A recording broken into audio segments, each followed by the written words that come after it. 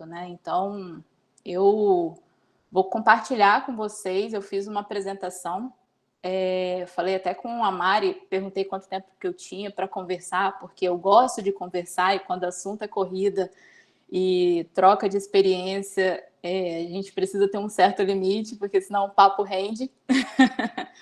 Então, eu preparei uma apresentação, eu vou compartilhar com vocês.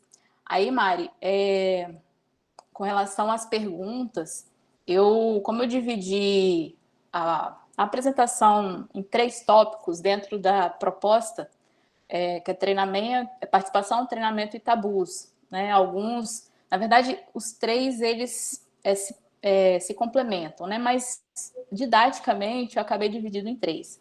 Então, eu vou sempre perguntar se alguém tem alguma dúvida, se alguém quer conversar.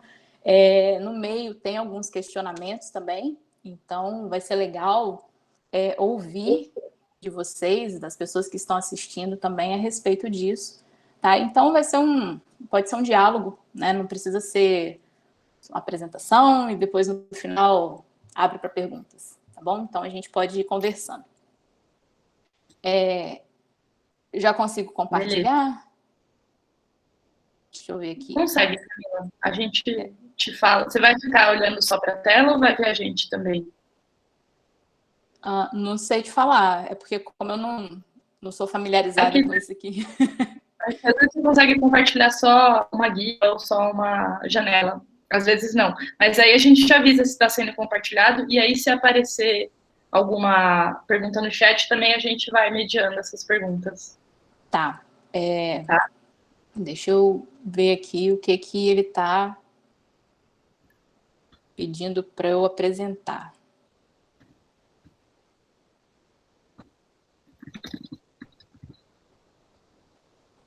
A gente está vendo a sua tela do Google Meet, por enquanto. Então, estou aqui tentando entrar aqui. Isso, entrou. Agora só falta colocar no modo apresentação. Show. Vocês conseguem me ver? E ver a apresentação? Sim. Porque agora eu não estou vendo ninguém mais, tá? Eu estou vendo a apresentação. Tá, mas tá aquela abertura lá, Mulheres na Corrida. Isso. Tá. Então, eu vou falar e se por acaso não for mudando os slides, você me dá um toque, tá bom, Mário? Tá, mudou. Ok, show. Então, pessoal, o tema, Mulheres na Corrida, participação, treinamento e tabus. Como falei, uma forma mais didática, eu procurei dividir, mas não dá para falar da participação sem falar um pouco dos tabus, não dá para falar do treinamento sem falar dos tabus, e por aí vai, né? Então, uma apresentação rapidinha, porque a Mari já me apresentou.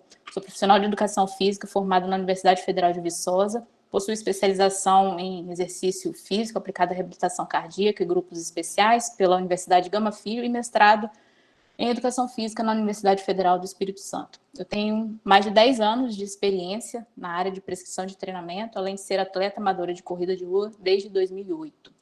Atualmente eu trabalho com programas de treinamento, tanto individual como em grupo, todos na modalidade online. E olha que eu comecei antes da pandemia, né? Então, depois da pandemia, aí ficou 100% online mesmo. Bom, para falar um pouquinho da participação, eu gostaria de compartilhar com vocês um pouco da minha história, né? A minha história com a corrida de rua, ela começa antes do curso de Educação Física. E essa referência, ela vem da família.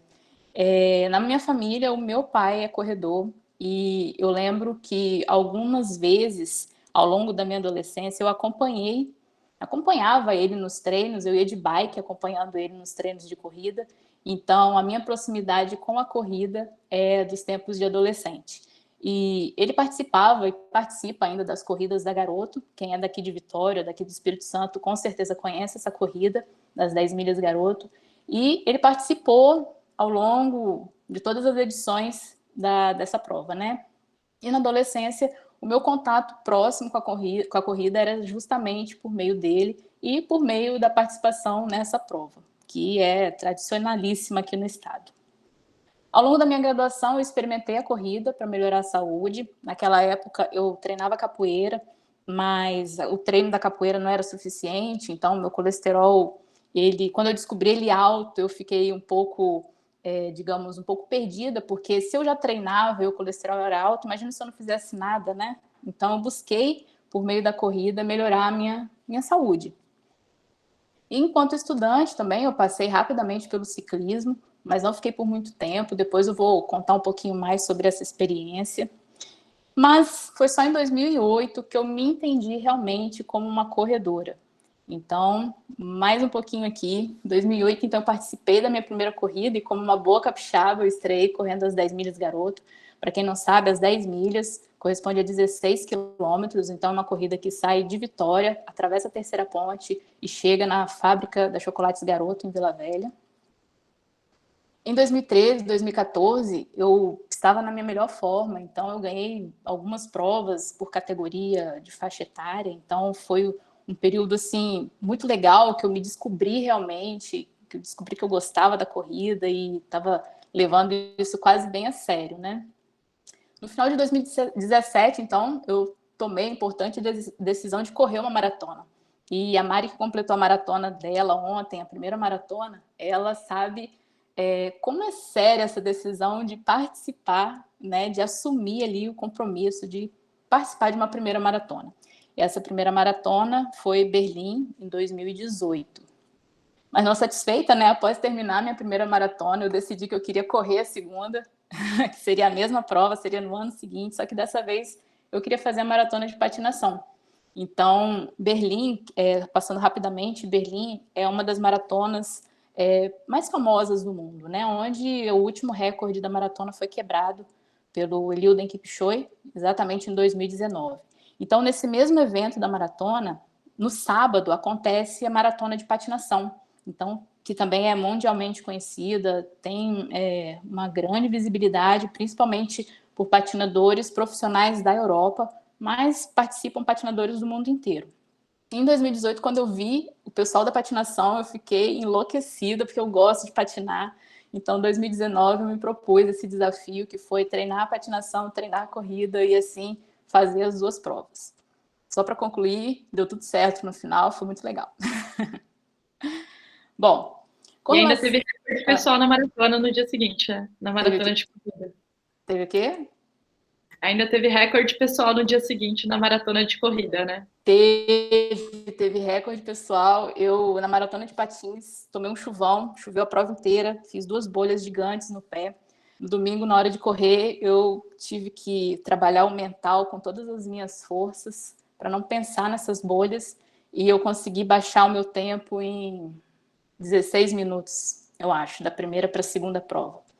Então, foi uma grande surpresa, eu fiquei extremamente realizada, super feliz, enfim, foi muito legal. Com relação às mulheres, né, as mulheres de uma forma geral, no mundo inteiro, eu quero chamar a atenção para um evento que aconteceu na Maratona de Boston, de 1967.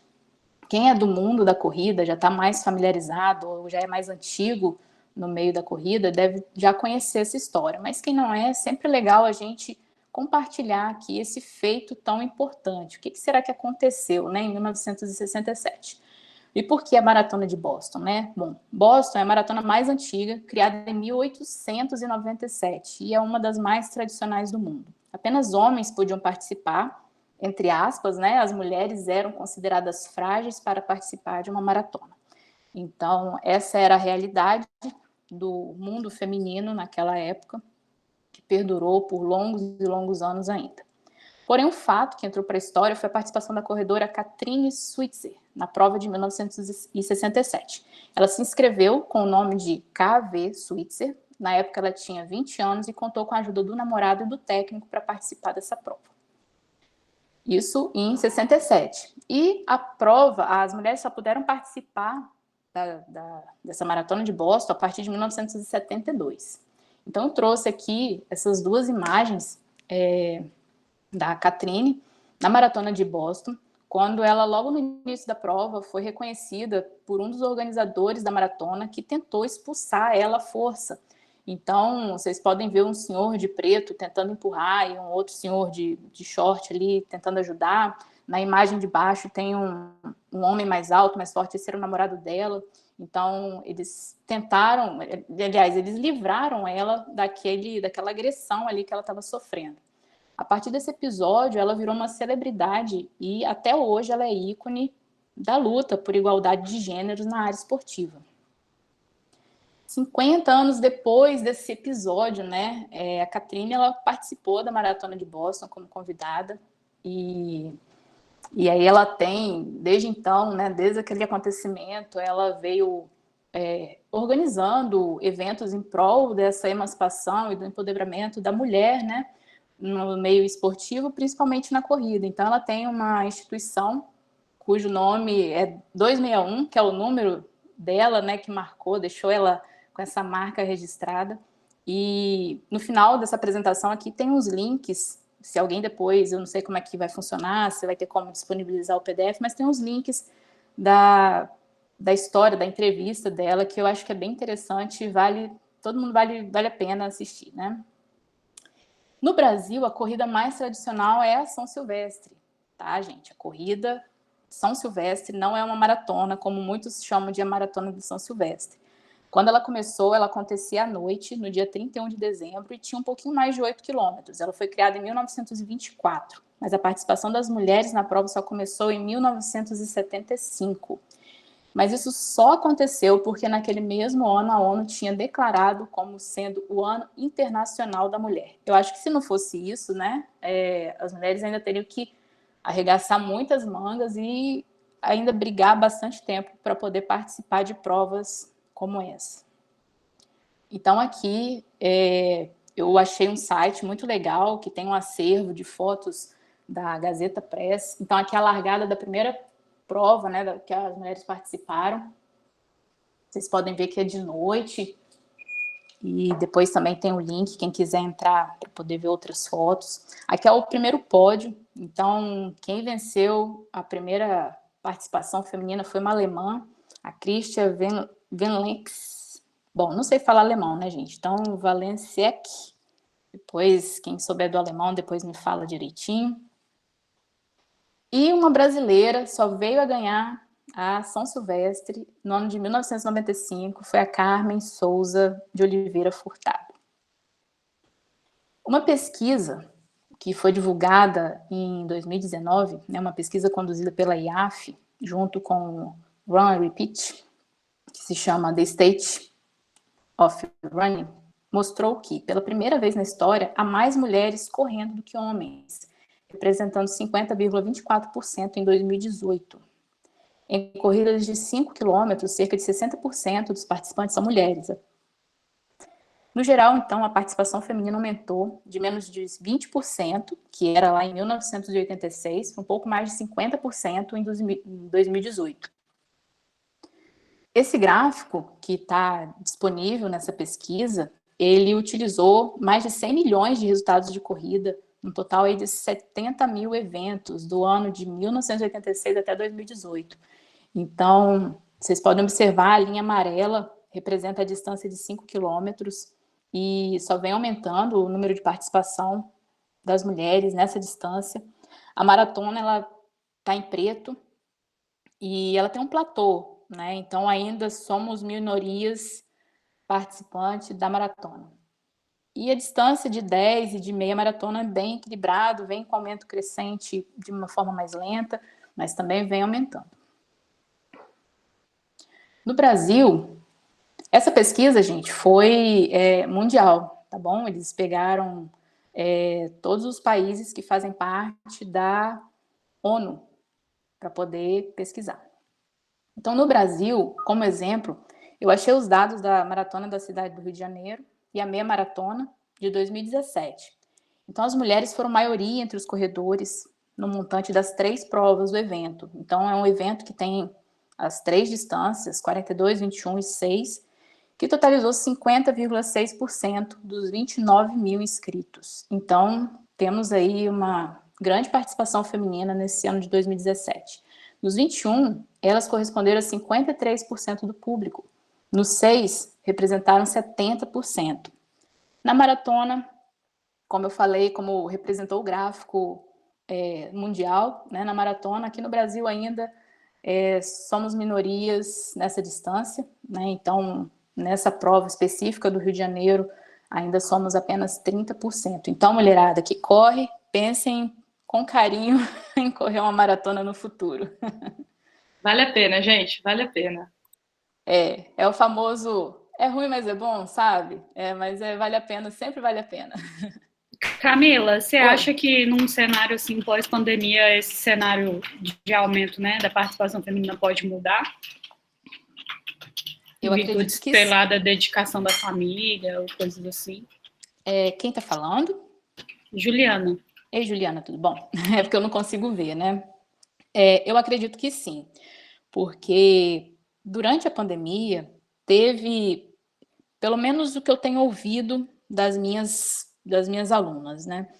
Muitas começaram a se exercitar durante a pandemia. Então, da mesma forma que muitas pessoas começaram a correr durante a pandemia, por ser uma modalidade esportiva que não depende do ambiente da academia, né? Você precisa estar ao ar livre para você fazer uma corrida de rua, mesmo que você use a esteira, né? Mas falando em corrida de rua, na rua, eu acredito que vai aumentar sim. Ainda mais que deve pegar aquelas mulheres que que participavam de corrida e que estavam muito tempo fora de alguma participação.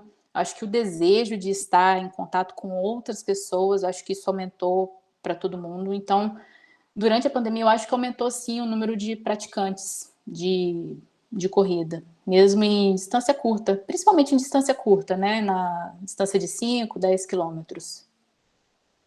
Eu não sei se eu respondi a sua pergunta. Respondeu sim, obrigada. De nada. Alguém mais, gente? Beleza, então. Bom, falar um pouquinho de treinamento e junto também aí tem alguns tabus, alguns desafios, dificuldades e por aí vai.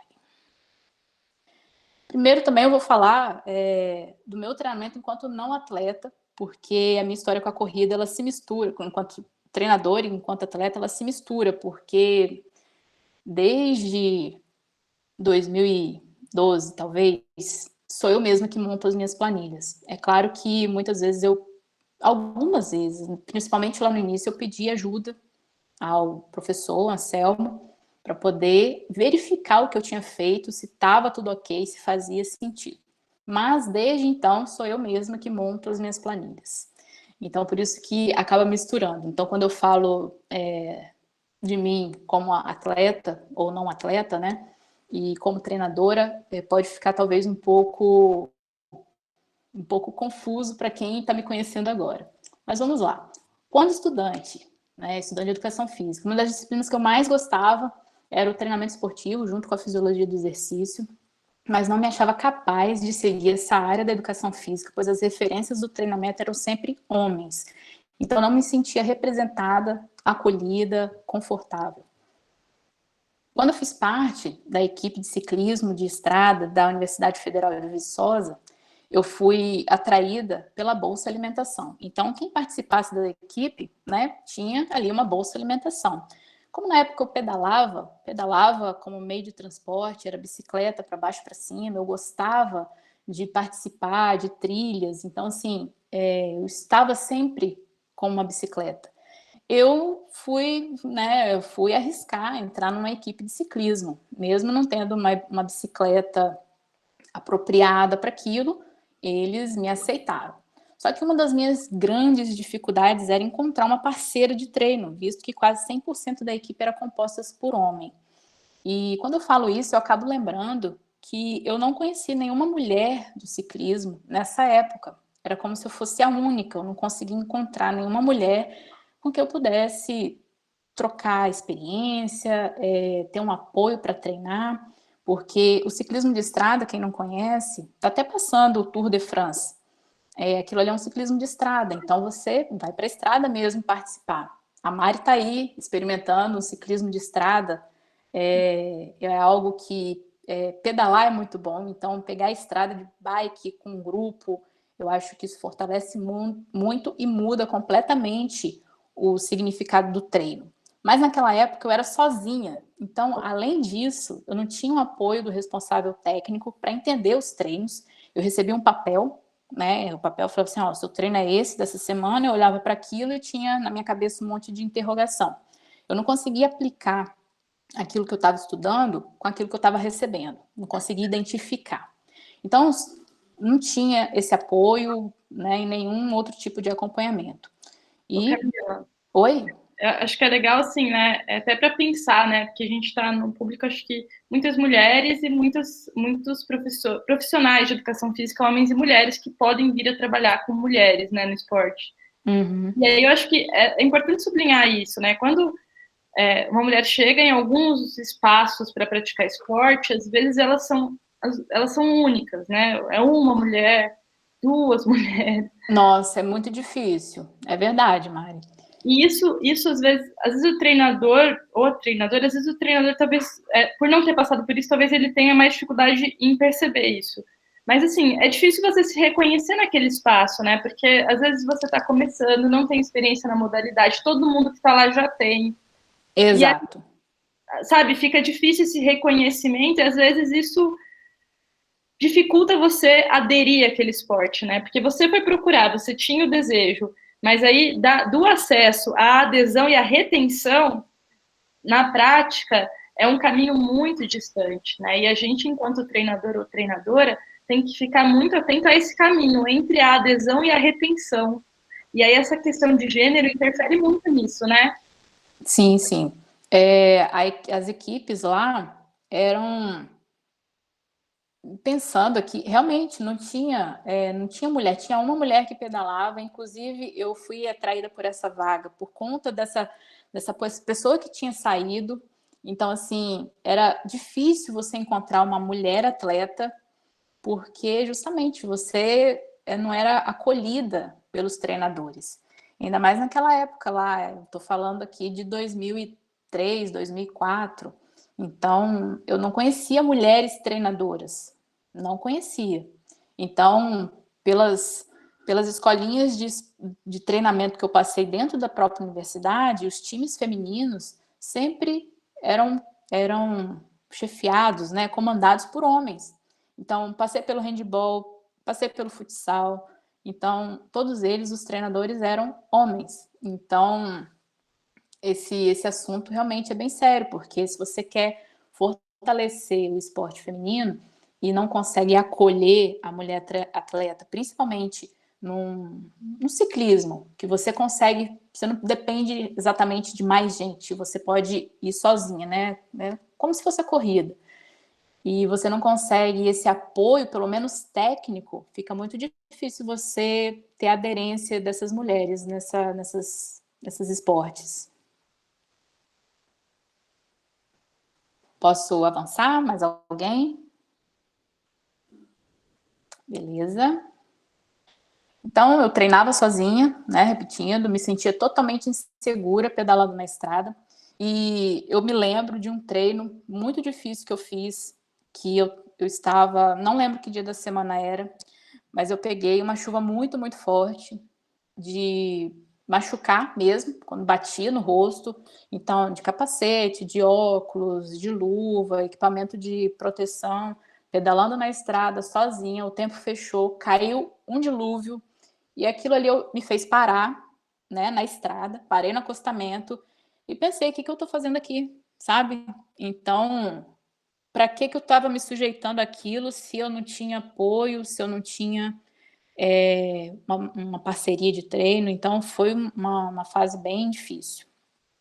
Resultado, eu permaneci pouco tempo. Então, abri mão daquilo ali e continuei com os treinos de capoeira e a corrida de forma bem esporádica.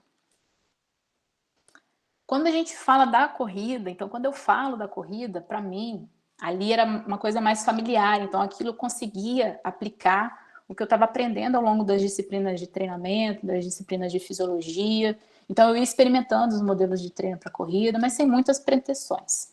Em 2018, como eu falei, eu participei das 10 milhas garoto, foram 6 anos seguidos correndo essa prova, sendo a última que eu participei em 2013, com um melhor desempenho.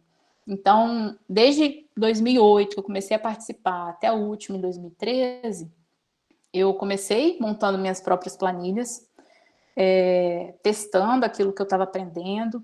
Então, eu consegui aplicar muita coisa.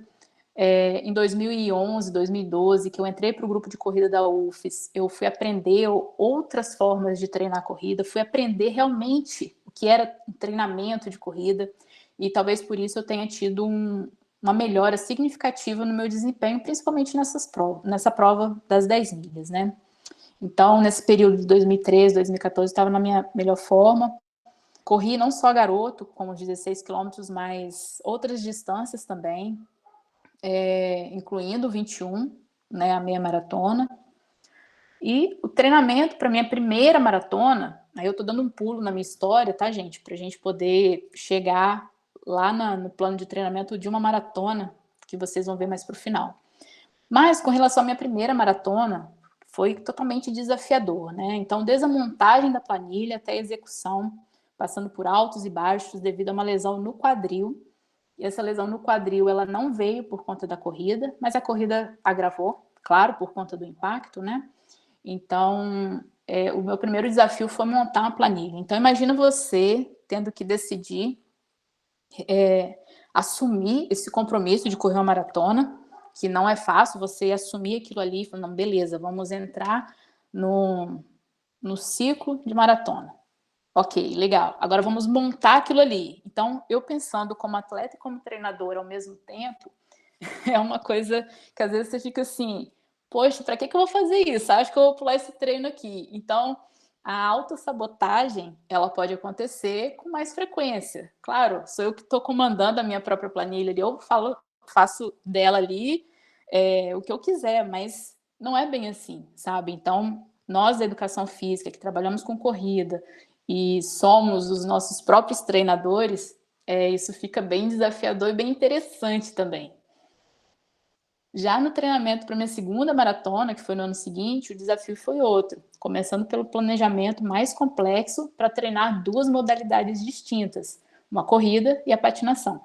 Então, foi um quebra-cabeça montar e pensar, né, como que eu aguentaria volume, intensidade, pouco tempo de descanso, treinar especificidade daquelas modalidades. Então, as provas lá em Berlim, no sábado é a patinação, no domingo é a corrida. Como é que eu encaixar isso ao longo do meu ano de ciclo, de maratona? Então, e todas aquelas dúvidas e as pessoas me chamando de maluca, de você é doida, e eu falei, gente, é isso mesmo, então é isso que eu quero. E uma coisa que eu lembro até que chamou a minha atenção, que ficou bem gravada assim, foi uma amiga minha que virou para mim e falou assim, Cá, tô preocupada. Mas preocupada por quê? Você vai dar conta? Aí eu olhei para ela e falei assim, olha, eu tô treinando para dar conta. Se vai dar conta bem, se vai dar conta mal, aí é outra história. Então, estou treinando para dar conta de uma forma positiva, né? Mas que eu vou concluir, que eu vou fazer, eu vou. Não vou abrir mão. Então, eu levei muito a sério. E assim como a Mari gabaritou a planilha dela, eu gabaritei a minha. Então, eu fico muito feliz quando eu vejo pessoas que conseguem gabaritar a planilha. E eu sendo a minha própria treinadora, fica mais, como é que eu falo? Fica mais desafiador, né? Porque eu não devo satisfação para ninguém, a não ser para mim, porque sou eu que estou montando aquilo ali, fui eu que planejei aquilo ali, então eu tenho que dar conta de cumprir aquilo que eu estou me propondo. Então é uma forma de teste também. Então, esse período de atleta e treinador ao mesmo tempo, ele é desafiador por conta disso, sabe? Quem estiver passando por essa situação também, depois a gente pode conversar mais. Bom, avançando, lá em 2011, né, que eu falei que eu entrei para um grupo de corrida, o GCO, na UFES, eu tive contato, né, com o que era, eu voltei a estudar o treinamento esportivo, além de aprender a treinar, como eu falei anteriormente, montava as minhas planilhas de treino, e foi onde eu vi que eu gostava daquilo ali, que eu queria trabalhar com aquilo ali. Na época eu trabalhava na prefeitura, dava aulas coletivas, e o público era 95% feminino. Eu tive essa experiência com treino de mulheres, mas não era na corrida, né? Mas em 2018 Eu comecei como treinadora de uma forma bem tímida, pedi exoneração da prefeitura e assumi realmente essa função em 2019. Na época, gente, eu tinha muita insegurança, justamente por ser mulher e querer dar treinos para todos. Então, eu nunca direcionei meu trabalho apenas para as mulheres, mesmo trabalhando com mulheres por muitos anos. Eu queria exatamente atender homens e mostrar que mulheres podem treinar homens. Porque eu lembro que na minha época de capoeira, eu, enquanto professora de capoeira, eu passava por preconceitos por ser mulher dando aula de capoeira. Não era corrida, mas era capoeira. Era um ambiente predominantemente masculino também. Então, eram poucas mulheres capoeiristas, professoras de capoeira, que estavam ali buscando o seu espaço enquanto profissional. E quando eu chego no mundo da corrida, eu percebo exatamente a mesma coisa. Então, em 2020, né, eu comecei o trabalho online no início de 2020, antes da pandemia. Acabou ficando muito nítido isso, que o público masculino não aderiu a essa proposta. Né? Nesse tempo de trabalho online, eu tive apenas 3% de homens treinando. Hoje, para vocês terem ideia, eu tenho apenas um atleta amador treinando corrida. Então, é algo que me deixa bem intrigada e eu vejo que ainda existe uma resistência. E aí eu deixo aqui um questionamento, até para trocar uma ideia com vocês. É uma resistência? É um preconceito? Alguém aqui passa por isso ou já viu isso? Vocês, homens que estão assistindo, vocês conseguem me dar um retorno com relação a isso? Aqui eu queria trocar uma ideia com vocês. Então, eu acho que a gente se acostumou, de certa forma, né, a não ver mulheres em posição de treinadoras, ou dirigindo, assim, equipes que sejam, tenham mais visibilidade, ou categorias mais, que tenham mais visibilidade, né? Quando a gente vê essas mulheres, a gente vê elas em lugares que são mais invisibilizados, ou em times, ou, né, pegando qualquer outra modalidade, que são mais vistos de um ponto de vista não tão importante, né? Então, essas mulheres estão no infantil, ou estão em categorias que realmente não tem tanta visibilidade, ou a gente realmente não vê mulheres treinando homens, a gente vê essas mulheres treinando outras mulheres, né? Quando a gente vê elas treinando alguém, né? Então, eu acho que a gente se acostuma com isso e a gente acaba inconscientemente reforçando e produzindo isso de que se essas mulheres não estão treinando homens, talvez elas não sejam tão capazes para treinar homens, né? E aí vai criando essa associação e essa associação vai se fortalecendo e a gente vai se adaptando a isso, né? Sim. E até as próprias mulheres, né, acabam algumas vezes dando preferência a treinar com homens, talvez, não sei, uma resistência de treinar com outras mulheres. Eu falo isso. Oi? Posso falar uma coisa sobre isso? Né? Pode. Uhum. Porque, assim, eu, enquanto atleta, eu acho que eu tive uma treinadora na vida, que foi a minha treinadora de natação na adolescência. De resto, todos os outros meus treinadores foram homens. Eu digo assim, que essa treinadora mulher foi muito importante na minha vida, assim, tanto por ser um lugar que eu me sentisse acolhida, e quanto porque ela que me fez persistir para buscar a educação física, porque eu via nela alguém que eu queria ser, né? Uhum. Então, assim, tem esse papel fundamental. Agora, ao longo da minha vida, quando ia buscar treinadoras mulheres, primeiro, assim, é difícil encontrar, né? Então, tipo, você acaba sendo treinado por homens por não ver, porque acaba sendo invisibilizada. Segundo, acho que tem várias coisas, e aí eu falo até para as meninas que estão aqui, né? E para os meninos também, que às vezes já não tem muitas que têm o interesse de ser treinadoras, como você falou na sua trajetória, de ter insegurança. E aí, nas escadas de formação, tipo, um treinador ou uma treinadora experiente que abre porta para quem está começando. Normalmente essa porta não se abre para a mulher, se abre para o homem, por várias questões, né? Até pela insegurança da mulher e buscar essa porta também, né? E aí você vai perpetuando a história, né? Porque aí você vai, aí gera aquele argumento até fácil, assim, eu não vou atrás de uma mulher porque o homem é mais experiente, né? Será, né? Ou será que esse caminho está sendo fechado e você está evitando que essa porta para uma mulher seja aberta, né? E aí eu falo isso por 2 motivos. Primeiro, nós mulheres, quando forem procurar uma treinadora, pensem nisso na hora de escolher.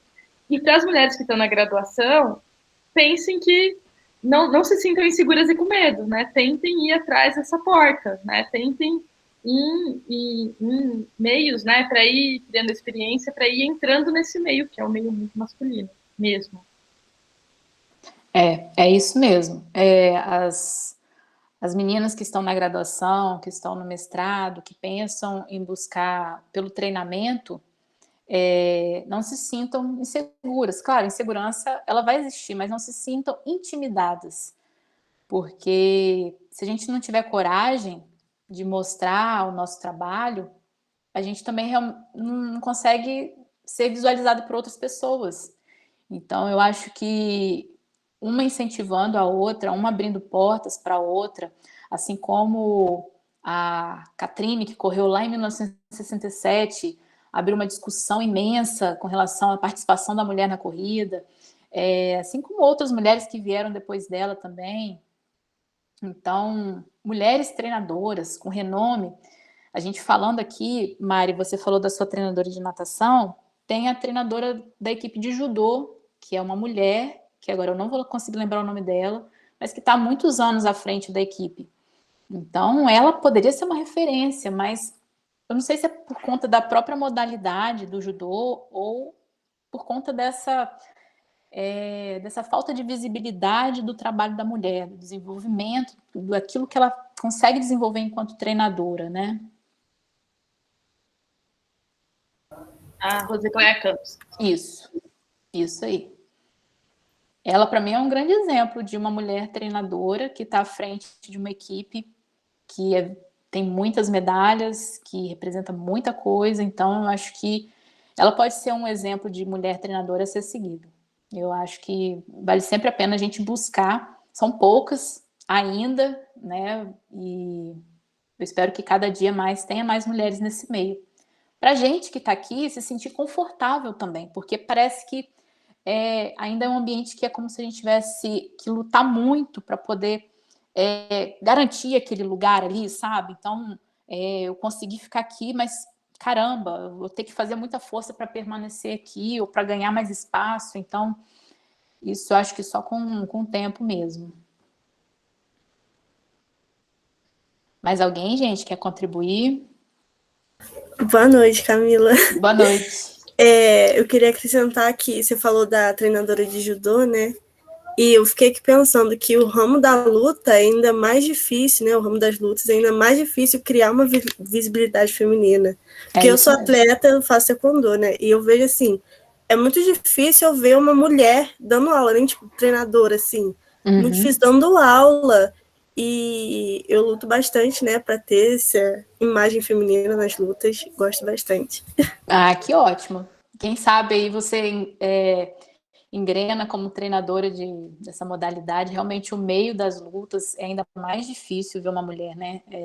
Eu fiquei 10 anos na capoeira e esses 10 anos conheci poucas mulheres naquela época, né? Isso já tem bastante tempo, mas era difícil ainda você encontrar uma mestra de capoeira. Então, aqui no estado a gente tem a Sabrina, do grupo Beriba Azul, e como eu perdi o contato com a parte da capoeira, só me restou ela na lembrança. Mas, realmente, são poucas ainda, e precisamos, nós, mulheres praticantes, né, quem é da área da educação física, seguir essa área do treinamento, por que não? Né, uma área tão gostosa, eu sou suspeita para falar.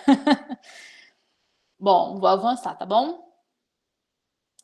Então, gente, continuando, sem contar também nessa questão dos homens, né?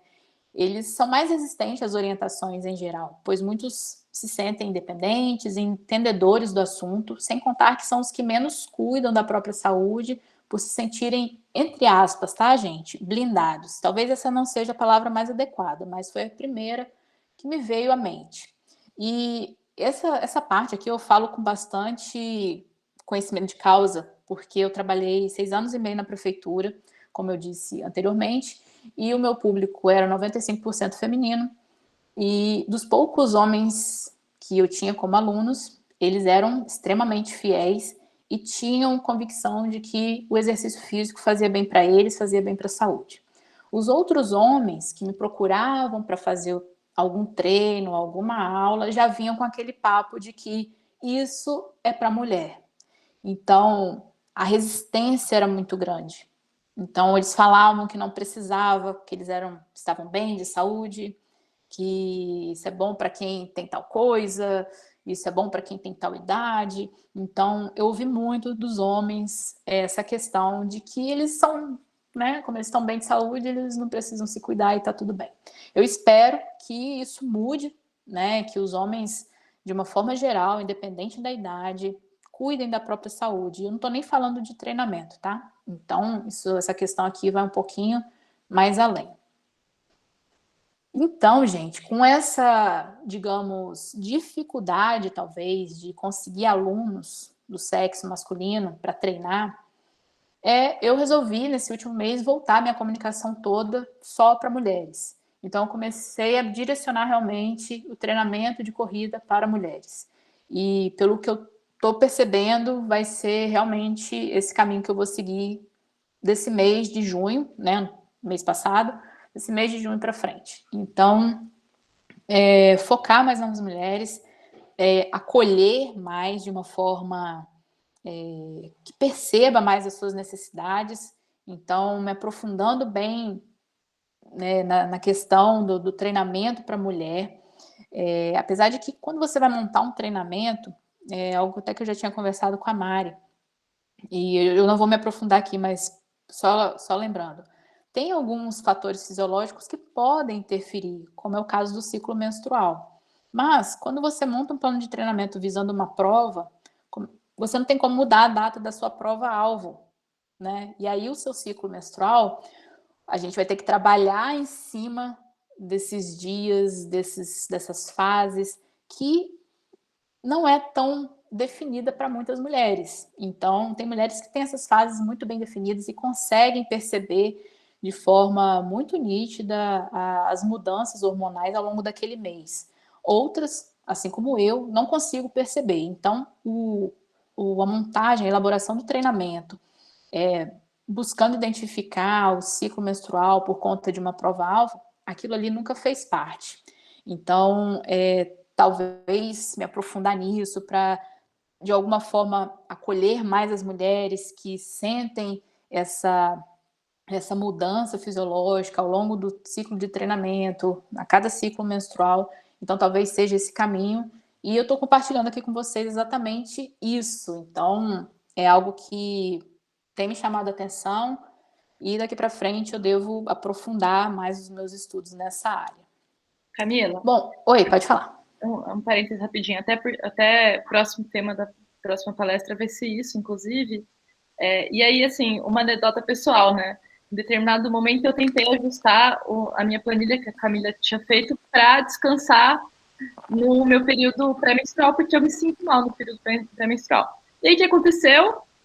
Deu um mês, a minha menstruação atrasou, e a minha prova, que era para cair no meu momento de pico, assim, de energia, caiu no meu momento pré-menstrual. Então, assim, a Camila está certíssima. Varia de mulher para mulher, né? E isso tem que ser identificado. E mesmo que você faça o maior dos planejamentos do mundo para dar certo, controla o estresse da vida e o ciclo atrasa. É só ficar ansiosa com o treino, né, Mari? É o suficiente para sair do ciclo certinho, né? Então,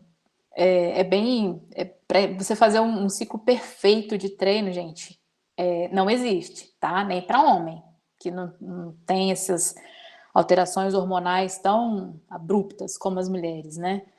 A gente fala que a gente planeja para errar menos, porque pode acontecer um monte de coisa, pode ter uma pandemia no meio do seu plano de treinamento, entendeu? Então, vai dar errado, a gente planeja para errar menos. Então, a ideia é a gente planejar de forma que fique mais próximo daquilo, do ideal mesmo. E aí, a realidade, o dia a dia, vai mostrando se está certo, se está errado. É por isso que o acompanhamento de uma planilha de treino, de longas distâncias, principalmente, né, mas não apenas, é importante, porque ali você consegue entender o que o atleta está está fazendo, como ele está se comportando, como ele está reagindo com determinado treino, como que a gente pode ajustar aquilo ali para que ele consiga, ao invés de correr um risco maior de lesão, reduzir essas chances. Então, o planejamento, ele engloba, é um quebra-cabeça, né? Então, resumidamente, é um quebra-cabeça. Então, a gente planeja buscando errar menos. Bom, feito aquilo tudo, né, gente? A gente passou ali pela participação, pelos tabus, agora a gente vai entrar realmente na parte do treinamento. E aí você chega nesse ponto onde você precisa se fazer a seguinte pergunta: como você se considera hoje? Atleta, profissional ou amador, ou uma pessoa não atleta? Quando eu comecei a falar da minha história como treinador, como corredora, eu falei como não atleta e como atleta. E aqui eu vou conseguir mostrar para vocês a diferença que existe. Então, a pessoa se entende como atleta, vou falar de atleta amador, tá bom? É uma pessoa que visa competições, que tem uma possibilidade de profissionalização, busca classificação em níveis, seja níveis de desempenho, seja níveis de faixa etária, como busca uma corrida, e busca aí um rendimento máximo. E uma pessoa não atleta, ela não tem, não objetiva a competição, tem a corrida ali como uma atividade física regular, e os principais objetivos dela estão ligados à saúde e prazer. Eu já fiz parte dessas, já passei por essas duas fases, né? Inclusive, quando eu tive, contar um segredo aqui para vocês, eu enjoei de treinar corrida uma época. Então, só de pegar a roupa de corrida me dava enjoo, vontade de vomitar, dor de cabeça, enfim. E aí eu fiquei um tempo sem correr. Fiquei uns 3 meses sem correr, fui treinar outra coisa, né? Fui patinar, fui pedalar, fui fazer treino em circuito, em casa, e na época nem era moda ainda. Então, sempre me mantive fisicamente ativa. Mas, com relação à corrida, eu saía para correr sem relógio. Então, eu falava, vou dar uma voltinha ali, um trotezinho ali, não faço nem ideia de distância, nem ideia de tempo, ritmo, nem nada disso. Vou naquele trotezinho que eu já conheço, já que meu corpo responde bem, e pronto. Aí, a partir dali, eu comecei a ganhar o gosto pela corrida novamente, né? Então, às vezes, a gente busca um desempenho e no meio do processo de treinamento, a gente vê que não é bem aquilo que a gente quer. E o contrário também acontece. Às vezes você fala assim, nada, eu quero correr só para saúde. E aí, lá no meio, você está gastando o seu treinador, digamos assim, né? A sua treinadora, falando que você quer melhorar tempo, que você está correndo, você quer correr mais forte, que você quer correr uma prova de 10 para tanto tempo. Então, você também já sai daquela condição de não atleta para a condição de atleta. Só que é importante, para começar, você ter isso em mente. Hoje, você se sente uma pessoa não atleta, porque você quer realmente a corrida como uma atividade física regular, ou você busca alguma corrida, algum rendimento. Então, vai pensando aí, tá bom? Mas antes de começar, passando rapidamente aqui, é legal vocês fazerem, todos vocês que estão envolvidos com qualquer prática esportiva, é legal fazer testes, um teste cardiológico, então um teste ergométrico, um teste cardiopulmonar, pelo menos uma vez por ano, ou de acordo com a orientação médica. Mas eu recomendo a todas as pessoas, por questões de segurança, mas principalmente quem está sedentário há mais de um ano e que quer começar a treinar qualquer tipo de exercício, que faça o teste antes de começar. Então, pessoas com excesso de peso, hipertensão arterial, diabetes e pessoas acima dos 40 anos, tá bom? Então, é melhor estar seguro daquilo do que começar e depois ter uma intercorrência aí no meio do treinamento e prejudicar não só você, né, mas a todo mundo que está envolvido. Então, aqui é exemplo de um teste cardiopulmonar. Quem nunca viu, a gente usa essa máscara, onde é feita a análise dos gases, né, o teste de esforço cardiopulmonar. O último que eu fiz, em janeiro de 2020, parece que foi em outra vida, né, tá na hora de fazer de novo. E com isso tudo, a gente define objetivos e metas. Então, qual prova que você quer treinar? É alguma prova? É algum desafio? O que você quer com a corrida, sabe? Então, muitas mulheres falam para mim que querem com a corrida trabalhar a parte, digamos, psicológica. Então, a corrida é uma terapia. Então, o objetivo dessa pessoa é ficar bem, ficar saudável, se sentir bem, tá? Então, a gente trabalha o plano de treinamento dessa mulher com base nesse objetivo que ela quer. Ela quer se sentir bem, quer correr bem, ela quer extravasar, é a válvula de escape dela, tá bom? E a partir disso, objetivos definidos, metas definidas, a gente parte para o planejamento e para o controle das sessões. Então, a gente precisa aí de um mínimo de 4 semanas, né, até 12 semanas para ver os primeiros efeitos, dependendo da pessoa que vai começar a treinar, daquele objetivo que ela quer. Você precisa conhecer os princípios do treinamento corporal humano. Eu uso o termo treinamento corporal humano porque eu sigo o livro do professor Anselmo José Pérez. Conhecer quais as qualidades físicas precisam ser treinadas para a corrida de rua, conhecer os métodos de treinamento, saber como é feita a distribuição das cargas, macrociclo relacionado a ano, mesociclo relacionado a meses e microciclo relacionados à semana. Então, o professor Anselmo José Pérez, ele divide, ele descreve 5 princípios do treinamento e divide em 2 grupos. Então, os princípios biológicos, composto aí pela adaptação, individualidade biológica, e os princípios organizacionais, que é constituído aí pela sobrecarga, especificidade do treinamento e a continuidade. Componentes do treinamento. Então, existem 3 preparações: técnico-tática, física e psicológica. A parte psicológica, muitas vezes, ela é a mais importante de um plano de treinamento. Então, você precisa conhecer o seu aluno, né? Conhecer a pessoa que está treinando com você. Isso, se você for a treinadora, né, ou o treinador. Se você é atleta, ou a não atleta, né, se você é a praticante apenas, você também precisa pensar nessa parte psicológica.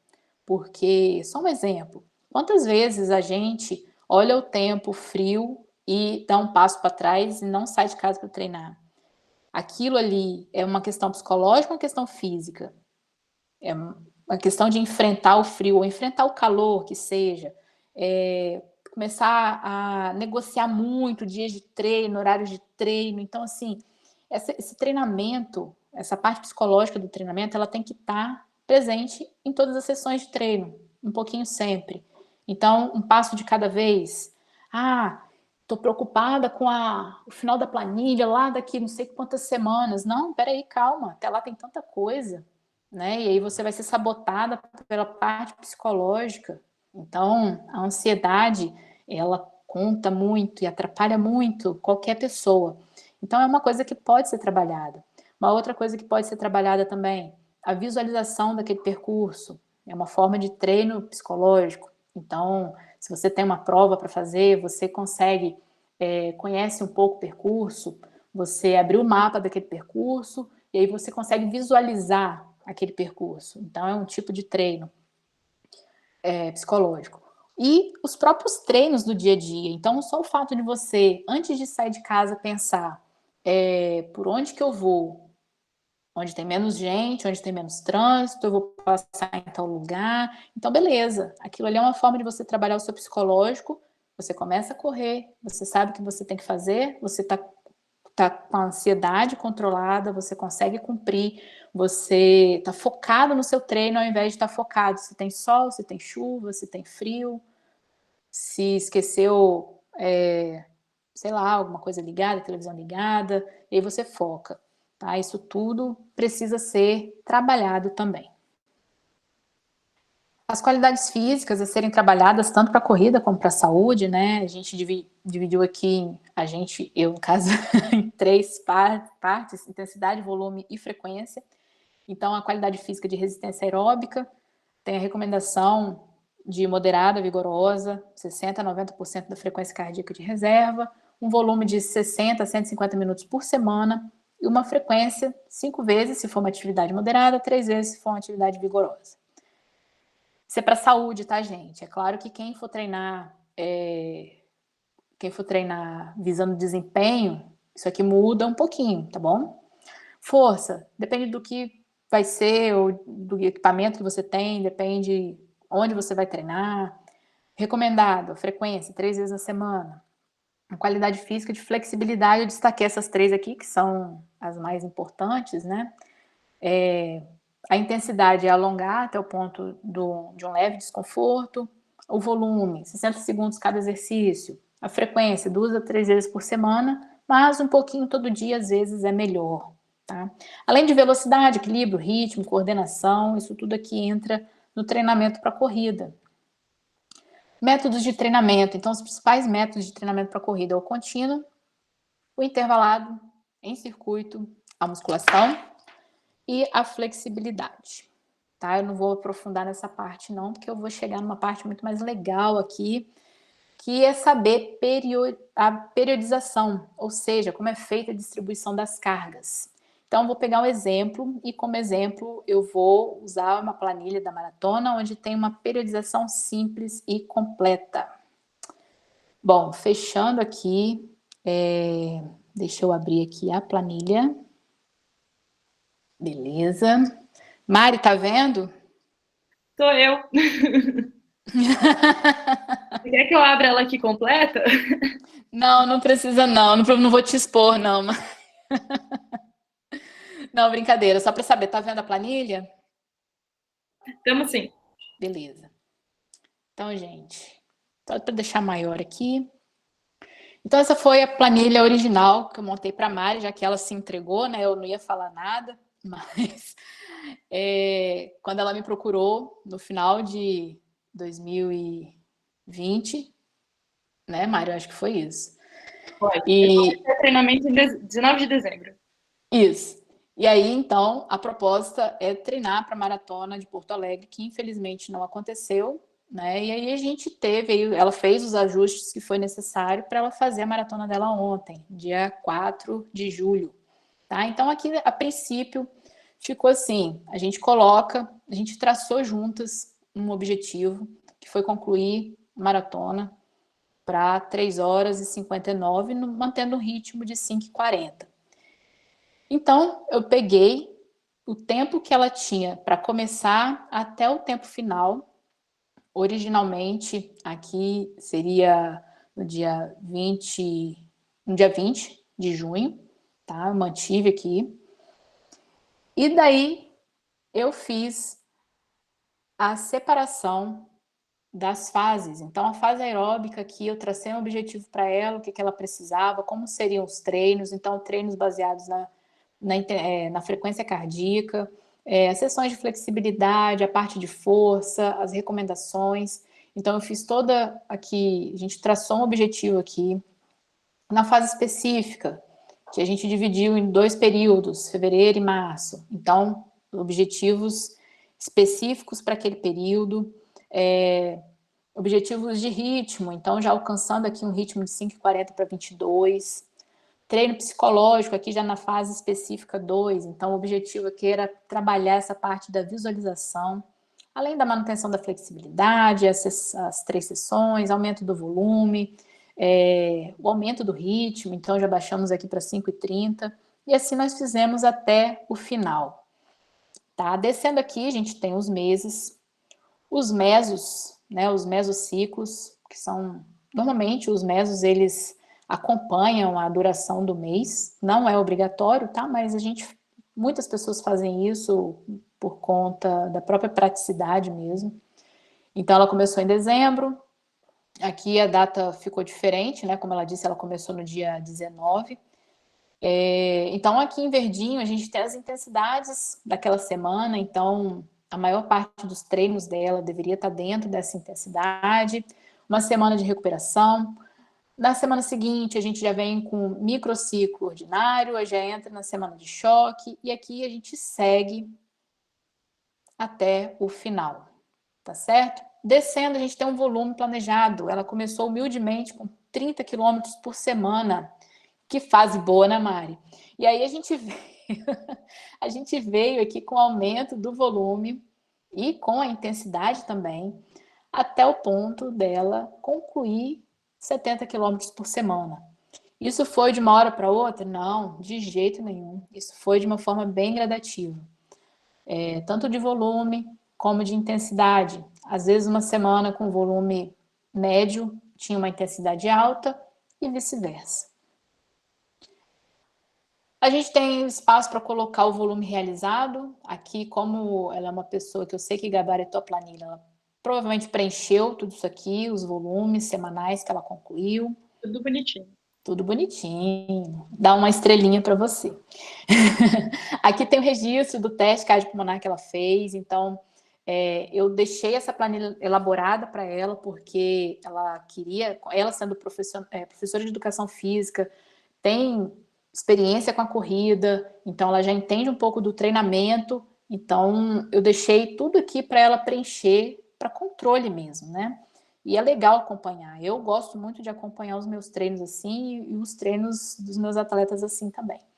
Então, ela tem aqui o teste cardiopulmonar que ela fez em dezembro, e depois ela fez um teste de 2.400. O teste de 2.400 foi para confirmar aquilo que ela fez em esteira, no ambiente controlado. O teste de 2.400 é um teste feito, a gente fala que é teste feito na pista, né? É o que vai dar uma realidade, uns dados mais próximos daquilo que ela vai trabalhar no dia a dia. Porque está no ambiente externo, tem ali o fator do vento, o fator do calor e etc. Então, aqui do lado tem as intensidades dos treinos. Então, calculei aqui de acordo com a frequência cardíaca máxima dela, com a frequência cardíaca basal dela, que aqui na época era 58. Não coloquei a data, mas foi naquele período também. Aqui embaixo a gente tem a escala de Borg. É uma escala bastante usada, eu gosto, é bem simples. Então, é você pensar que de 0 a 10, quanto foi o seu treino, né? Qual a percepção subjetiva de esforço? Agora, vocês me ouvindo falar, talvez esteja aqui no 0, no 0,5, né? Vocês não estão fazendo esforço, o único esforço que vocês estão fazendo é ficar sentado. Falo de esforço físico, tá, gente? E aí, um treino, de repente, ontem para Mari, você chegou a quanto? 10, com certeza. No 26 eu já estava no 7. Então, e aí, para você segurar do 26 até o 42, 195, em uma intensidade bem alta, é bem desgastante. Então, com certeza, você pode colocar o 10 aí, né, Mari? Você deu o que tinha, né? Você percebeu? Eu não consegui levantar por 20 minutos. Foi bem real.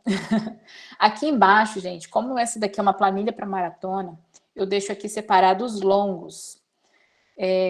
Camila, por que você está mostrando a maratona e não de uma prova de 5? Porque a maratona seria uma planilha mais completa.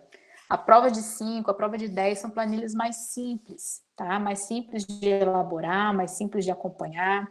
Então, da planilha de uma maratona, você tira várias planilhas aí como exemplo. Então, aqui ela começou com os longuinhos de 16, aumentou, diminuiu, chegou a 22, 24, já estava de boa, 28. Falei, pronto, a Mari vai me matar, mas está tudo sob controle. E aí, então, descansou no 18, 32, chegou no 36, e aí chegou a maratona. Aqui embaixo tem um gráfico para ter uma ideia de como a gente veio desenvolvendo esses treinos longos, tá? Não é só sair jogando treino longo todo domingo, tá? Ele é distribuído de acordo com as intensidades semanais. Então, eu usei a minha planilha das 2 maratonas como uma ideia bem próxima para fazer isso para ela, porque funcionou muito bem. Então, o que funciona bem, a gente tende a repetir e modificar outras coisas, outros detalhes de acordo com cada pessoa, né? Mas os treinos longos, eu segui a mesma ideia. Então, gente, aqui você... Oi? Pode falar. Rony aqui, desculpe te interromper. Não, pode eu falar. Não sei se eu entendi errado, mas ali, naqueles longos, eram as distâncias que ela correu, né? Nos treinos. No final de semana, nos treinos longos. Ah, tá. Mas ela não correu nenhum... não teve nenhum treino que ela correu, os 42? Não. Para maratona, você não precisa fazer a distância completa. Você pode fazer, no máximo, longos de 36. Você não precisa fazer 42 como treino, não. Porque é muito desgastante, Rani. Por exemplo, a gente, dependendo da pessoa, pode levar de 1 a 2 meses para você recuperar a parte fisiológica e física 100%. Isso não significa que você não possa correr nesse período. Mas só para você ter ideia, os grandes maratonistas, eles focam em 2 maratonas por ano. Uhum. Talvez tenha sido uma pergunta idiota, né? Mas é porque Não, de jeito nenhum. Nenhuma pergunta é idiota. Né? Então a gente faz amistoso antes de jogar o campeonato. Então a gente joga o tempo que a gente vai jogar. Sim. Aí eu fiquei pensando nisso, né? Mas não, entendi. a planilha de esportes coletivos, do futsal, né, que é o caso, é outra história. Completamente diferente. Então, você tem esses amistosos justamente para você se preparar para o jogo. Aqui a gente está falando de um esporte, uma modalidade esportiva individual, onde você não tem a obrigatoriedade de ter um amistoso. Então, imagina se eu passo um amistoso para a Mari aqui, onde ela ainda está aumentando o volume. Imagina. Se não fosse a primeira maratona dela, poderia. Ela poderia usar uma maratona como treino teste, como um amistoso, por exemplo. Mas não é o caso, entendeu? Entendi. Agora eu entendo um pouquinho mais assim, o sentimento de ter conseguido completar a maratona, né? Porque foi literalmente a primeira vez, né? Isso. Camila, acho que também, assim, quando a gente corre mais ou menos 3 horas, que para mim, pelo menos, foi o que deu o treino de 36, a gente também, em tese, está desenvolvendo o metabolismo aeróbio suficiente para correr os 42, né? E você já passa por processos parecidos com o que você vai passar na maratona, tipo depleção de glicogênio. Isso. Né? Então, de alguma forma, você está preparado, né? Isso mesmo. Isso mesmo. O seu cardio respiratório está preparado. A parte física, talvez, que você sinta um pouco, né? Mas é para isso que a gente aumentou o volume. Porque daqui para frente, Mário, por exemplo, vamos supor que você resolva correr uma maratona no final do ano. Não, ano que vem, ano que vem. Não, Mário, só um exemplo. Sem pressão, tá? Só um exemplo. Dezembro, aqui em Vitória. Deus me livre. A prova largada sai às 3 da manhã. É. O pessoal da grupo já vai preparando, tá, gente? Não, brincadeira. Se você fosse fazer, por exemplo, uma outra maratona no final do ano, você, de forma alguma, precisaria passar por esse ciclo novamente. Você não precisaria repetir os ciclos de 70 por semana, porque o seu cardiorrespiratório, sua parte física já estão preparados, o seu psicológico já está preparado.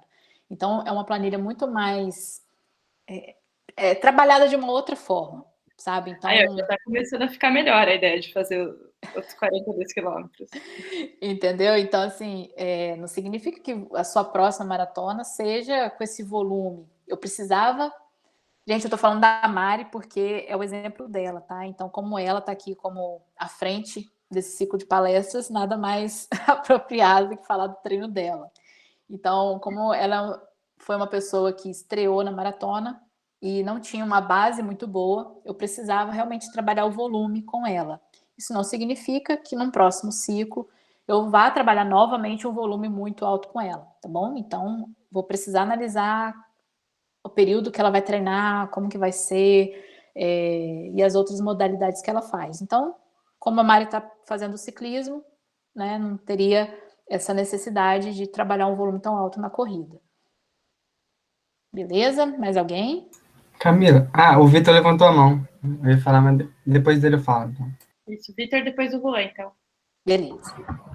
Professora, boa noite. Ei, Vitor, eu vi ali, quando você estava descendo ali a planilha, teve uma parte escrito os tênis que estavam.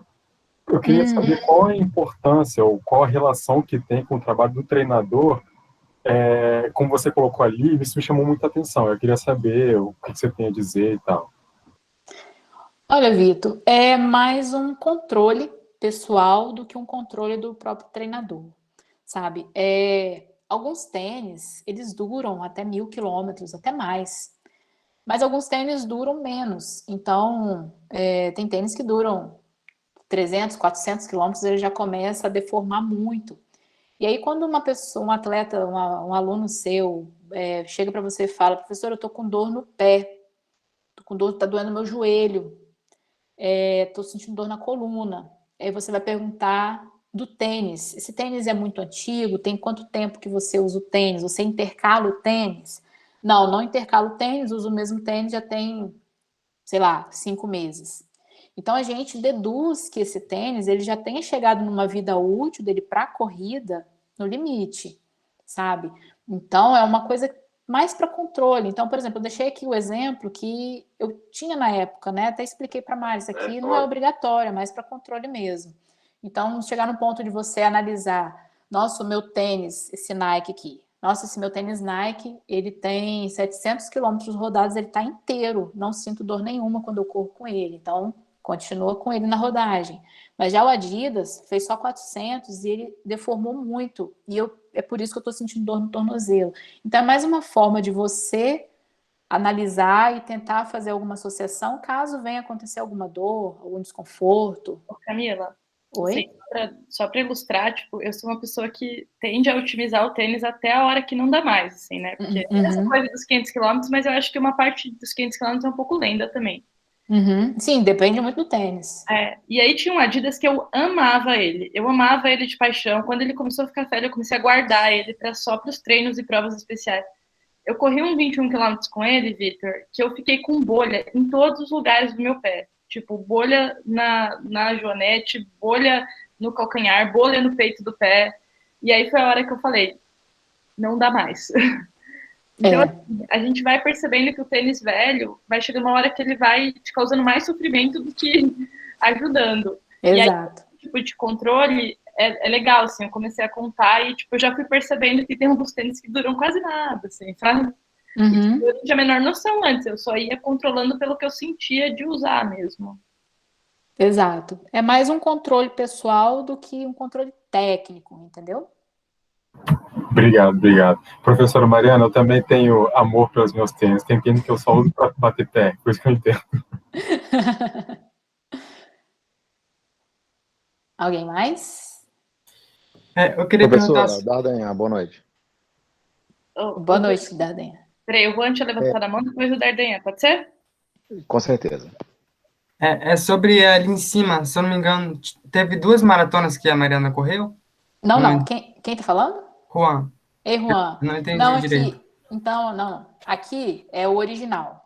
Aí a Mari, por conta do adiamento da prova, por conta do ciclo mesmo menstrual que ela citou anteriormente, ela resolveu adiar essa maratona para 2 semanas, então ficou uma nova data. E aí ela fez isso, jogando todos os treinos, né? Que aí começa do final para o início, então ela fez isso de uma forma bem consciente, fazendo com que ela fizesse todo o treino que estava planejado. Só adiou aqui por conta dela mesma, ela só correu uma. E eu mantive aqui só para poder não me perder. Eu tomei essa decisão em março, então basicamente os longos eles foram todos adiados em 2 semanas. Nossa, entendi, obrigado. De nada. O Dardanhan tinha levantado a mão? Sim, professora, voltando na questão do tênis, né, porque a questão da pisada pronada e supinada, a gente muitas vezes se orienta por isso para comprar um tênis, né? Teoricamente. Mas agora eu tenho visto que a maioria das pisadas agora estão neutras. Sim. Isso é como se fosse para sanar esse tipo de problema? Não. Primeiro que, para te falar bem a verdade, eu nunca curti muito essa lógica do tênis ser para pisada supinada ou para pisada pronada, né? Porque acaba que ela pode tendenciar e tirar o seu próprio movimento natural da sua pisada. E isso é mais para quem corre batendo o calcanhar ou para quem faz a caminhada, né? Como a gente está falando de corrida e a parte técnica da corrida, eu trabalho com base no método Pose, que é onde você não bate o calcanhar para correr, né? Por conta de algumas pesquisas que mostraram que quando você bate o médio pé, você tem uma redução do impacto que você sofre em articulações como o quadril e joelho principalmente. Então, quando você é adepto ou é praticante da corrida, onde você não bate o calcanhar, você bate ali o médio pé, você não precisa ter um tênis se vai ser pronado ou se vai ser supinado, porque a parte que você vai bater não vai ser o calcanhar. Então, é uma coisa bem individual também. Você observar o tênis que calça bem no seu pé é aquele tênis que vai ser bom para você. Camila? Obrigado, professora. De nada. Uma coisa sobre isso, né? Eu assim, sempre gostei de tênis muito leve, muito responsivo, assim, que fosse o menos tênis, assim, diferente no mundo. Aí eu tive uma facite plantar. E aí, depois dessa facite plantar, eu mudei, assim, da água para o vinho os meus gostos de tênis. Então, também tem isso, assim, né? Conforme a gente vai vivendo algumas fases na corrida, a gente acaba indo para um lado ou indo para o outro, né? Escolhendo tênis diferentes. Mas, assim, pelo que você está vivendo mesmo, de pisadas, de impacto, de prova, às vezes, do que essa coisa da pisada mesmo, né? Porque quando você olha um tênis pronado ou supinado, você está falando com relação à batida de calcanhar. Se você é uma pessoa que você não bate calcanhar, mesmo, sei lá, no final da prova, sua perna nem levanta, você está batendo calcanhar, mesmo que aquilo ali não seja o seu normal da corrida, aquela diferença de tênis pronado e supinado, eu acho que ele tem pouco a contribuir, entendeu? E até porque quem corre com uma técnica visando o médio pé, os tênis, geralmente, eles não têm o que eles chamam de drop, né? Eles não têm aquele amortecimento gigante que tinha antigamente no calcanhar. Então, são tênis que têm ali uma diferença muito pequena da parte da frente para a parte de trás. São tênis que são responsivos, mas são tênis resistentes. E aí a gente sempre fala, né? Tênis é uma coisa que você tem que calçar. Ah, qual tênis é melhor? É aquele que você calçou bem, serviu para você. E nem muito barato, né? Mas também não tem a menor necessidade de você pagar mais de R$1.000 no tênis. Que dirá acima de R$500, né? Então, Camila, a Bruna levantou a mão também? Pode falar. Camila, só para entrar um pouquinho na polêmica dos tênis. Nunca imaginei que o tênis fosse dar assunto. Eu nem estava pensando nessa pergunta, mas aí como a galera foi falando, eu fiquei pensando nisso. Eu treinava numa academia e um dos professores que treinava lá, ele entrou numa vibe de, não sei o quanto isso tem de científico e tal, e de pessoas adeptas na corrida de rua. Mas ele corria descalça e falou que tinha várias pessoas que também faziam, não sei qual era a distância das corridas que ele fazia descalço, mas ele corria provas dessa forma. E aí ele falou que tinha outras pessoas que também eram adeptas e tal. E depois, sei lá, um tempo atrás, eu vi um documentário também que falava de umas mulheres, acho que mexicanas, que corriam, tipo, ultra maratonas com sandálias. Sandália. E as roupas típicas de onde elas moravam. E aí, como vocês começaram a falar do tênis e tal, você já pensou sobre isso, já leu sobre isso? O que você acha? Eu já vi sobre isso. Eu lembro quando eu entrei no grupo de corrida, lá em 2011, 2012, tinha um homem que participava e ele corria com um tênis minimalista. Eles chamam de tênis minimalista porque aproxima ao seu movimento natural. Então, o que é o movimento natural do ser humano? É correr descalço. A gente não vê o mundo de tênis, né? Então, quando você corre descalço, por exemplo, você está dentro de casa, você precisa, sei lá, correr descalço. Você nunca bate o calcanhar no chão. Nunca, gente. Vocês podem observar. Se você bater o calcanhar, além de fazer muito barulho, vai doer muito mais o seu pé. E você não tem o amortecimento natural dos seus tornozelos, da sua panturrilha.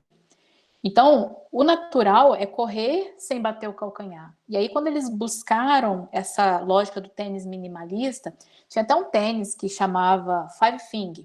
Era um tênis que se encaixava aí nos dedos, assim, direitinho no dedo do pé. Eu nunca usei, mas já vi. Mas deve ser mó esquisito, né? Você colocar ali um pedaço de borracha, que era o tênis, né? Era um negócio muito fininho, tipo acho que mais baixo que um chinelo Havaianas, por exemplo. Ele encaixava os dedos assim. E aquilo ali, realmente, como não tinha nenhum amortecimento no calcanhar, quando você tentava correr batendo calcanhar, o seu próprio reflexo te levava a não bater o calcanhar. Então, foi uma vertente que eu não sei se foi muito para frente, porque hoje em dia você quase não vê ninguém correndo descalço. Aqui em Vitória tinha um cara que era muito famoso na época, que ele corria as corridas da garota descalço. Eu não lembro agora se ele era conhecido como pé de pato, alguma coisa assim.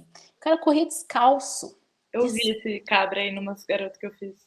Então, gente, descalço, imagina. Beleza, você usa um tênis minimalista que não tem um amortecimento no calcanhar, legal, você tá com o pé protegido, mas não é todo mundo que pode correr descalço, porque o lugar que você tá, participando de uma prova, ou o próprio bairro que você mora, não dá, é risco de machucar, e aí não tem necessidade. Mas um tênis minimalista, ele te aproxima dessa pisada mais natural, dessa corrida mais natural, que muitas pessoas têm usado esse termo. Podemos passar essa... Não sei, Bruna, não sei se eu te respondi. Não, tá de boa, respondeu sim. Podemos avançar, então? Podemos sair do tênis, gente? Vamos caminhar para o fim aqui. Desculpa por ter subido esse tema, desculpa. Não, tá tranquilo, tranquilo. O interesse da moça é surpreendente. Não, é importante e me surpreendeu porque eu não achei que fosse um assunto, né, que fosse chamar atenção. Isso é legal falar sobre isso. Então, pessoal, mudando aqui para as planilhas, para a planilha mais detalhada. Então, aqui tem como eu mostrei anteriormente, só recapitulando, a gente tem um macrociclo de 6 meses. E aqui nós temos a distribuição dos mesos e dos micros. Microciclo é referente a cada semana. Então, nós temos aqui o primeiro microciclo ordinário, microciclo recuperativo. Aí, no próximo, tem toda a distribuição. Então, eu distribuí os volumes por semana para a Mari aqui. Então, buscando, ó, por exemplo, essa semana aqui a Mari precisaria correr 60 quilômetros. Como que eu vou distribuir o treino dela, sendo que eu preciso colocar um treino longo para ela? Então, de acordo com o decorrer da planilha, aqui então ficou 28 quilômetros no domingo, mas ela começou com 10, depois correu 10, depois correu 12, descansou e correu novamente. Isso foi feito até o final, tá bom, gente? Aqui no final só, que a Mari me deu um susto, que eu tinha esquecido de apagar aqui os valores. Ela achou que fosse correr 28, próximo domingo. Eu falei, transição com 28? Eu falei, Mari, não, 28 não, é só 20. Brincadeira, tá? Mas Então, o período de transição, que é essa fase que ela tá, ou seja, ela terminou a maratona, ela tem aí 2 semanas para poder recuperar. E nessa transição ela pode fazer qualquer outra modalidade. Então, como ela pedala, ela vai buscar, por meio da pedalada, fazer esse descanso ativo. O descanso, gente, faz parte do treino, mas você tem que saber descansar também, tá? Então, aqui, para ela, não adianta ela passar a semana inteira de perna para cima, esperando a dor passar, porque isso não é uma boa alternativa. Tá? Então, é legal você buscar treinos de baixa intensidade, para poder fazer e ajudar na recuperação, tá? É claro que tem casos extremos que a pessoa fica de cama, dá febre e tudo mais, mas não é o caso dela. Isso acontece normalmente com pessoas que não são treinadas o suficiente, que aumentam o volume de forma muito abrupta e põe na cabeça que quer correr a maratona daqui 4 semanas. Então, começou a correr hoje, quer correr daqui 4 semanas. Infelizmente, isso acontece, tá? Então, não é difícil encontrar gente desesperada assim, não, sabe? Então, isso é uma coisa para a gente que é profissional de educação física, que a gente precisa trabalhar também com o nosso atleta, nosso aluno, e explicar para ele da importância de ter o período para você descansar, como funciona a progressão, como funcionam os treinos, como funciona o aumento da carga e por aí vai. Tá bom? Eu vou encerrar aqui. Gente, pode perguntar. Estou fechando aqui, mas pode perguntar. Alguém quer fazer mais alguma pergunta, gente? Eu queria saber, Camila, agora ela retornando, né? Vamos supor que ela queira fazer uma maratona daqui, sei lá, 2 meses, 6 meses. Como que você faz essa progressão para o treino de novo, né? Uhum. Ou você volta para o início do ciclo, ou tipo, você vai estruturando de uma forma diferente? Estruturando de uma forma completamente diferente. Ela não pega nem o início do ciclo, nem o final do ciclo. Ela vai trabalhar o meio, como se fosse um meio de ciclo para o final. Então, ela não precisa fazer aquele volume todo de treino. Ela não precisa fazer uma base. Então, como a base da Mari não era muito sólida, digamos assim, isso com base nos relatos dela, então ela precisou fazer um trabalho de base. O que é um trabalho de base? São aqueles treinos que têm uma intensidade no limiar, que são treinos que você respeita a frequência cardíaca, são treinos que exigem paciência, né, Mari? São treinos que quando a pessoa está acostumada só a fazer treino forte, quando chega nesse período, ela tem que trabalhar bem o psicológico para focar naquilo ali, que ela tem que respeitar aquela base, porque sem aquela base, ela não conseguiria dar os outros passos, que é aumento de volume com a intensidade junto. Então, Camila, oi, pode falar. É legal até você falar isso, né? Porque eu acho que é doido, assim, como alguns conceitos básicos do treinamento, eles foram se perdendo por aí, né? Porque, veja, eu já corria fazia 4 anos ininterruptamente. Por algum tempo, eu corri em assessoria de corrida aqui em Vitória. E, assim, em nenhum momento eu tive esse momento de preparação mais de base. Aí, eu fiquei 2 anos de assessoria e aí uma hora eu parei. Eu falei, eu vou cuidar dos meus treinos porque a lógica de treinamento que eu estava desenvolvendo ia me levar para o burnout. Treinamento muito intenso, sem descanso, né? Um clima muito competitivo, muito acirrado. Eu falei, eu cheguei a ter um mini burnout, assim, de não querer treinar. E, pô, eu gosto de correr, não é para eu não querer treinar, tem algo errado aqui. E aí eu comecei a cuidar dos meus treinamentos, aí eu comecei a inserir treinos de baixa intensidade. Mas eu sempre fui muito conservadora com o volume, porque eu tinha muito medo de machucar. E aí isso que a Camila fala, né? Tipo, quando eu treinava em assessoria, eu treinava 30, 35 quilômetros por semana. Sozinha, eu comecei a aumentar para 40, 45. Quando tava batendo 50, veio a pandemia e eu nunca mais mexi no volume. E aí foi com a Camila que, de fato, ela fez uma planilha que eu ia sentir segurança de chegar em 60, 70 quilômetros. Porque, assim, né, todas as pesquisas falam que a partir de 65 quilômetros você entra no limiar da lesão. A partir daí é o caminho nebuloso para machucar, né? Os inquéritos observacionais falam a incidência de lesão é muitas vezes maior em quem corre acima de 60 km por semana. Então, de fato, você precisa ter um cuidado e uma orientação você confia muito para encarar esse tipo de treino, né, Camila? Assim, e como você me falou que tinha começado a pedalar, eu fiquei bem tranquila com relação a isso, porque, querendo ou não, você está fortalecendo uma musculatura acessória para a corrida que ia te ajudar. Então, assim, quando eu treinei a minha maratona de patins, a patinação ajudou na corrida, porque eu fortaleci uma musculatura que é auxiliar na corrida, né? É específica para patinação, mas para a corrida ela é auxiliar. Então, as coisas, elas se ajudaram, né? Então, por exemplo, respondendo, foi a Juliana, né, que estava perguntando, respondendo reforçando a resposta para ela, né? A próxima maratona para Mari, não precisa aumentar tanto o volume. Vamos trabalhar mais com intensidade. Tô rindo, mas com respeito. Não, Mari, mas já contando que você continua no ciclismo e aquilo ali vai te ajudar, você já tem uma base. Então, a história é diferente, o treinamento é diferente, entendeu? O Vitor levantou a mão? Oi? O Vitor levantou a mão? Sim. Depois que a professora Camila, depois que você mostrou a planilha da professora Mari, eu fiquei também na dúvida de, assim, não sendo enxerido, mas de saber da sua, de ter feito as duas modalidades, tanto da corrida quanto da patinação. E como eu ia abrir aqui, Vitor, mas eu tô com medo do tempo. A Mari daqui a pouco vai desligar minha câmera, meu áudio, e vai me expulsar. A gente até passou a lista de presença e liberou quem precisava ir embora por conta disso, mas eu também não quero tomar tanto seu tempo, né, Camila? Mas é aquilo que eu te falei, quando a gente começa a conversar de algo que a gente gosta, que a gente acredita, eu não vi a hora passar.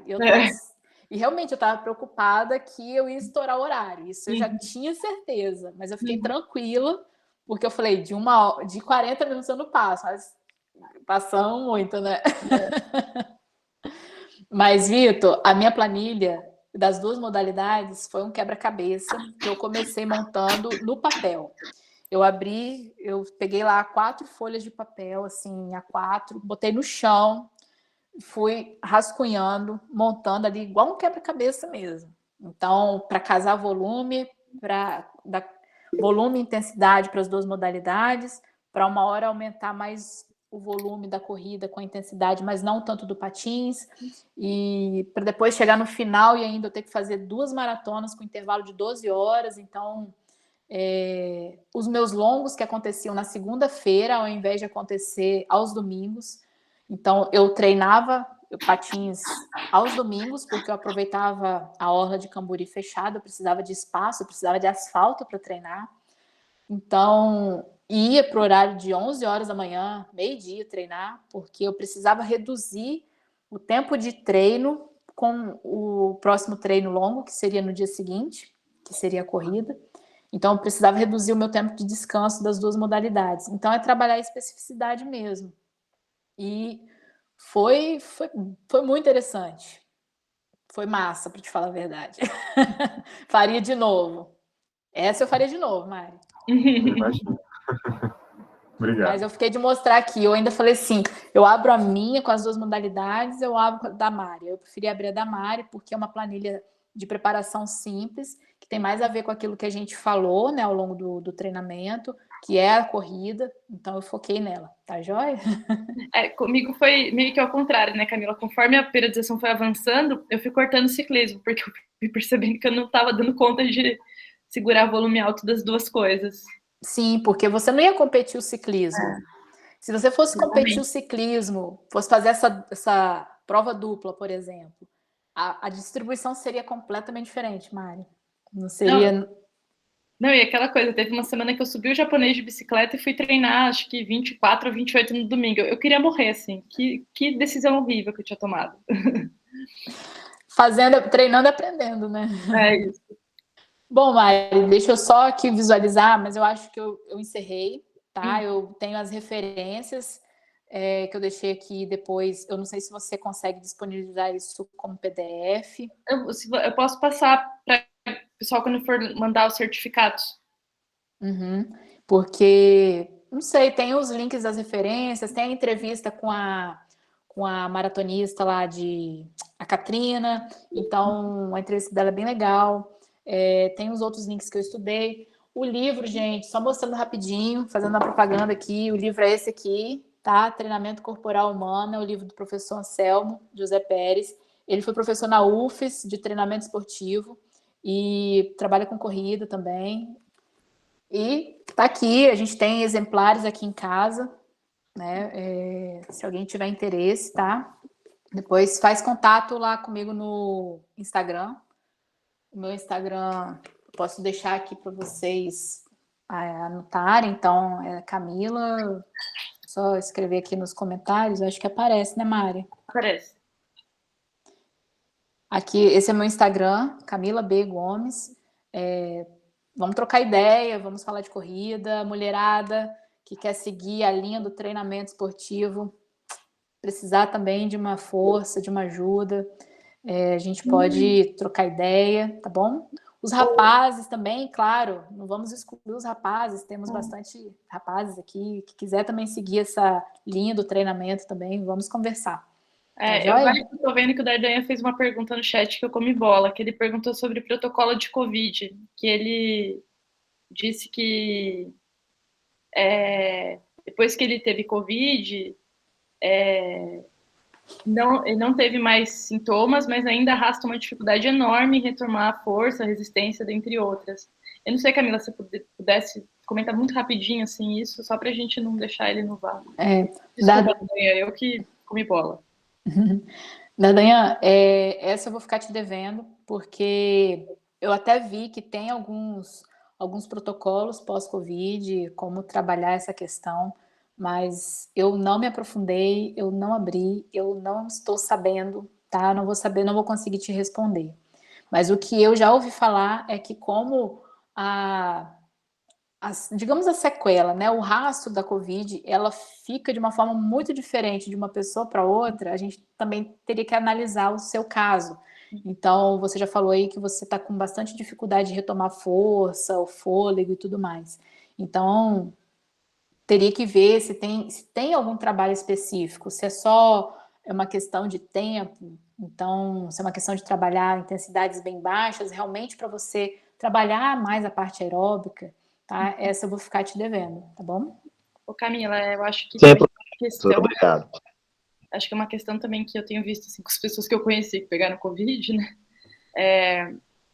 Primeiro que você pode ter os sintomas persistentes, né, da long Covid, que isso é uma outra história, mas acho que uma coisa é passar sempre por avaliação cardiológica, se for possível, porque de fato tem... A impressão que dá não é bem isso, assim, mas a impressão que dá é que o Covid ele é um ciclo de treinamento muito acelerado. Não é isso, é o processo degenerativo, mas o efeito meio que parece isso, assim, sabe? Tipo, a pessoa fica 2 semanas parada e parece que ela passou 6 meses, sabe?